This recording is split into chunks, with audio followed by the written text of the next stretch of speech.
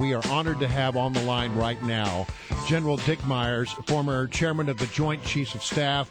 He served during the invasion into Iraq, a man who knows a little bit about what it is to carry out a war plan. Good day to have you, General. Thanks for joining us. Hey, great to be with you guys. Very quickly, I want you to hear what former Secretary of Defense Donald Rumsfeld had to say about this. We don't know what the White House and the President believe to be our strategic interest. What is the national interest for the United States? Don Rumsfeld, a man I know that you know well, and he makes that assessment. What is your assessment about that? Well, I think Secretary Rumsfeld's comments are right on target. I mean, any president has to determine if we're going to use force that the outcome will facilitate our strategic national interests. So the first thing you have to define is what are our interests? Are they of such magnitude that it warrants the use of force? And I would say that we often, it happened with me as well, when I was still in uniform, that we often rely on the military instrument of power too much and to the exclusion of the other instruments of power, diplomacy, economic, informational instruments of power as well. So there's a lot of things that a president has to think about when he's doing this, but the first one is exactly what Secretary Rumsfeld said, and that is what's our strategic national interest in the situation in Syria, and does it warrant the use of force? As you look at the battlefield and what apparently they say it's going to be a limited in duration, but it will be mostly, we are told, cruise missiles against specific targets, limited targets inside Syria. First of all, is that going to have any real impact? Second of all, what is the second thing that happens? Once you do that, what do you expect the reaction in Syria and the region to be?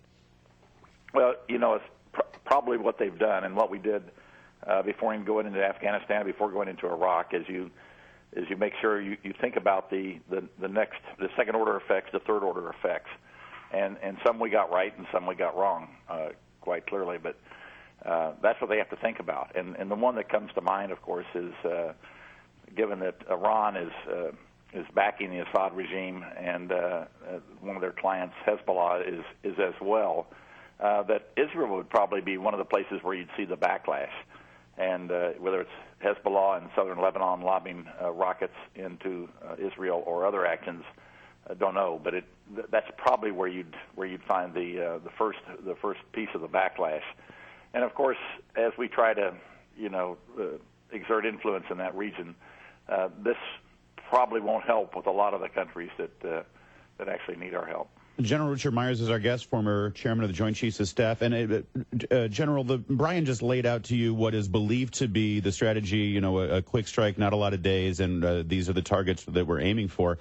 In fact, we've gotten some details this week that there are Tomahawk missiles, they'll be launched from ships, we might be doing some air cover. Strategically, is it a good idea to have all of this leaking out the way that it is? And as a general, how do you feel about that? Well, I think...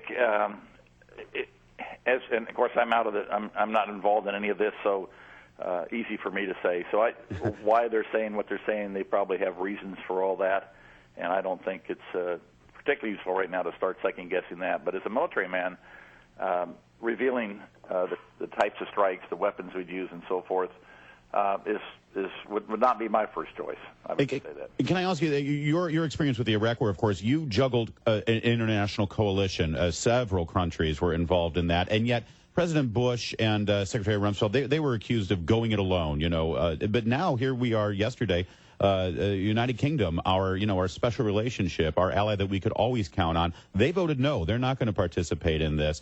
Do you have concerns that potentially the president is going it alone here, and is that a wise move? Well, I think if the president sees it in our national interest to go it alone, then I think America has to go alone. I think that's always been pretty clear. It is always helpful if you have allies on your side and people that will go with you.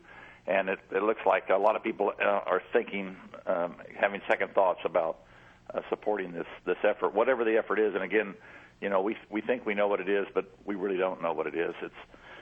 It may be something a lot different than what has been reported in the press, or in other outlets. So it'd be better to have a coalition with you for sure. Well, I just kind of want to see if I could button you down a little bit more to see how you really feel. I know that you are a good soldier, and that you always believe that, you support your president, you salute and you execute. And I get all that.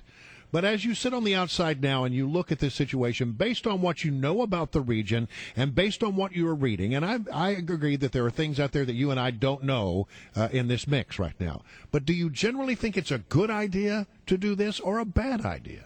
Again, it has to go back to how we feel about our strategic national interest regarding Syria and what would be the objective of the strike. And if the strike could have an outcome that would lessen the chance of chemical weapons being used in the future, things like that, then I think you say, your advice would be, yes, this is worth doing. If not, if it's just a one-time event that doesn't have much impact on the outcome, then I think you have to question it. Do you think that there'll be aircraft over Syrian airspace during this process? I have no idea, but generally, since we're not talking about putting people on the ground, you clearly think about naval and air as the way you carry out your task. So I wouldn't rule it out. General Myers, if I could ask you this, if the objective is to limit or eliminate the chemical stockpiles that Syria has, I think back to the Gulf War, and many people believe the Gulf War syndrome, something that afflicted our troops and civilians as well. It was a direct result of us going after the chemical weapons that Saddam Hussein had, and then those agents being released into the air. I mean, when you bomb those agents, there's going to be some fallout. Just logistically, tactically, is there anything that could be prevented of that? Are we going to have a propaganda nightmare of innocent civilians being affected by this attack via the chemical weapons that we're trying to destroy? Well, a lot of that depends on how and where it's stored, but that's certainly a factor you got to think about. And it, at least in my experience, that's one of the things that you have to take in consideration, and sometimes it keeps you from going directly after the weapons. So then you go after delivery systems. So whether it's artillery, rockets, aircraft, runways, that sort of thing, that might be a way to go after the chemical weapons without going after the stockpiles themselves. Well, General Richard Myers, thank you so much for joining us, former chairman of the Joint Chiefs. Appreciate your viewpoint on this and your intellect and your expertise in this matter. We hope you'll come back as we move forward.